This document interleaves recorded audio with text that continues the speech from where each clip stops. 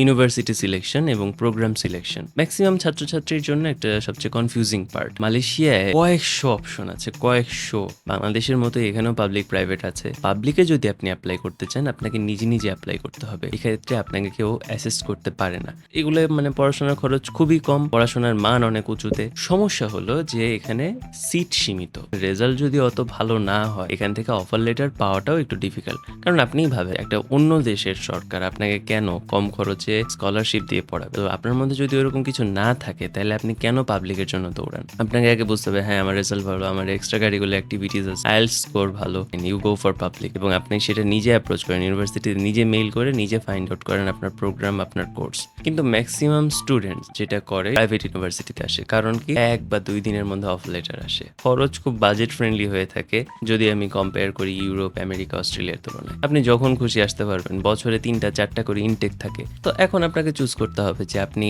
Public আসবেন নাকি প্রাইভেটে আসবেন। প্রাইভেটের মধ্যে ইউনিভার্সিটির কয়েকটা ক্যাটাগরি আছে। জিনিস যেটা ভালো, দাম তার একটু বেশি। কম খরচের ভার্সিটি কখনোই হাই র্যাঙ্কিং প্রোভাইড করবে না, আবার হাই র্যাঙ্কের ভার্সিটি কখনোই কম খরচের হবে না। আবার দেখা যাচ্ছে যে হাই ডিমান্ডেবল যে প্রোগ্রামগুলো বা সাবজেক্টগুলো, সেগুলো কখনো কম খরচের হবে না। মালয়েশিয়ায় কিছু টুইনিং প্রোগ্রাম আছে বা ক্রেডিট ট্রান্সফার প্রোগ্রাম আছে। অ্যাজ এ পার্সন আমি আপনাকে বলে দিচ্ছি, এটা কাইন্ড অফ স্ক্যাম। যারাই এটার কথা বলবো যে হ্যাঁ ভাই এখানে আসা খুবই ইজি, আপনি আসলেই আমেরিকা চলে যেতে পারবেন, ভাই তাহলে আর মানুষ ডিরেক্ট আমেরিকায় যেত না, মালয়েশিয়া হয়ে যেত। ট্রেনিং প্রোগ্রামের ধারণাটা হলো যে আপনি বছর বা 2 বছর মালয়েশিয়ায় স্টাডি করার পর বাকি যে 1 বছর থাকবে, আপনি যে দেশটার ক্রেডিট ট্রান্সফার প্রোগ্রাম চুজ করেছেন, যদি ইউকে হয় ইউকেতে পাঠিয়ে দেবে, অস্ট্রেলিয়া হলে অস্ট্রেলিয়া পাঠাবে। ওই পাঠানোটার জন্য কিছু রিকোয়ারমেন্টস থাকে, ভালো রেজাল্ট, অ্যাটেন্ডেন্স। যখন পাঠাবে তখন ওই দেশে গিয়ে ওই দেশের এক্সপেন্স আপনাকে বেয়ার করতে হবে। It's a kind of trap. এই ট্র্যাপে আসলে পা দেওয়ার দরকার নেই। ওকে, মোস্ট ডিমান্ডিং সাবজেক্টস কোনগুলা?